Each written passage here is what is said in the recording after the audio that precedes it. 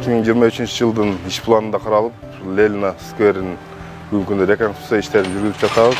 Бұл паркты құру мақсаты шул Жалал шаарынын тұрғындарына ыңғайлы шарт түзүп берүү мақсатында жергиликтүү бюджетинен акча каражаты каралып, жалпы тендердик баасы 27 миллион сом түзөт.